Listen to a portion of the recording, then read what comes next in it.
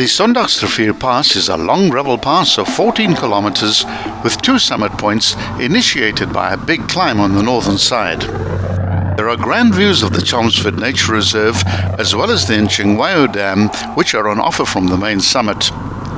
There are some very sharp corners, including one hairpin bend and steep gradients on this pass, which might well cause traction issues for non-four-wheel drive vehicles in very wet conditions.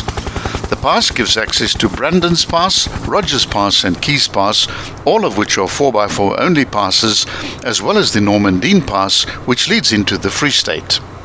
Before you drive this pass, you might want to visit the Chelmsford Nature Reserve, which is located fairly close to the access road to the pass.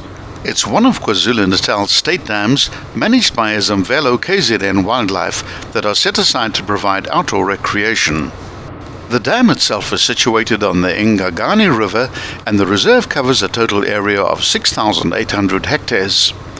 It was established in 1975 and is the third largest dam in KwaZulu-Natal.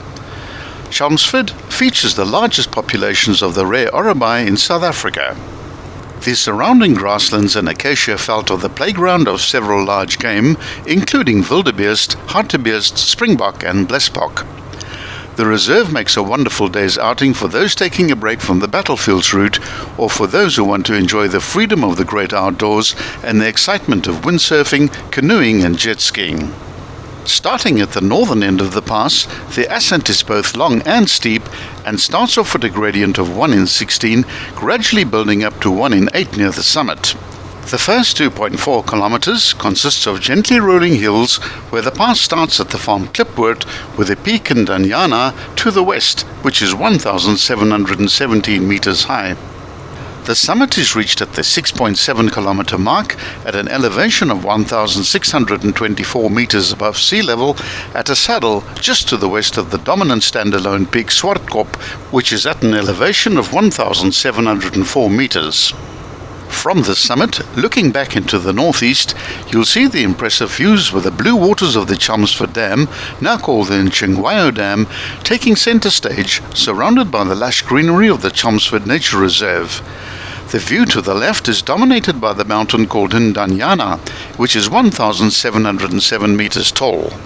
The summit point is followed by a short descent for 1.5 kilometers, whereafter the second climb commences, which is slightly less steep at 1 in 8.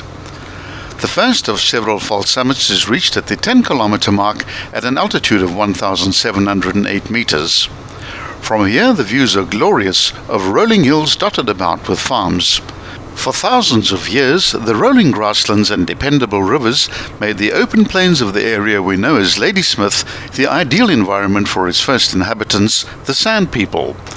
They were hunter-gatherers, living off the land and hunting freely on the quiet floodplains.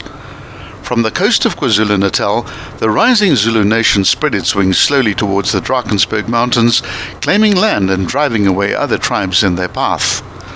After a visit by the great King Shaka, he promptly named the area Mnambiti, in Zulu the word for something tasty, and this is how he described the sweet water of the Klip River.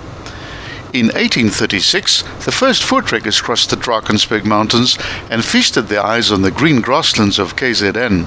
After negotiations, Dinga's successor Mpande permitted members of the famous Ven Commando to settle in the area. For a brief while, the area was referred to as the Klip River Republic.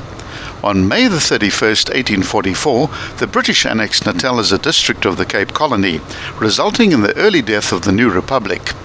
Many of the trekkers, refusing to accept British rule, left Natal and headed for the Boer republics of the Transvaal and the Orange Free State. By 1849, the town was described as a well-adapted village consisting of only 4 houses and known locally as Windsor. On the 20th of June, 1850, Lieutenant Governor Benjamin Pine proclaimed it as a township, and 3 months later, in October, the town was officially named Ladysmith. The governor of the Cape Colony, Sir Harry Smith, visited Natal in 1846 and was particularly interested in the area around the Klip River.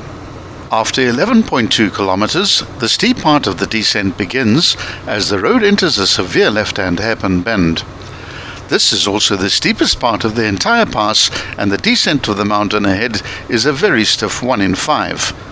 In very wet weather, non-four-wheel drive vehicles might well have traction issues along this 2-kilometer section. The pass ends just after passing the Lusitania settlement at the crossing of a small stream and bends to the left, climbing gently at a gradient of 1 in 25 as it skirts the eastern side of a small peak of 1,488 meters. To the left is the turnoff to the farm Glen Urquhart. If you're heading to Ladysmith, it's 61 kilometers to the south.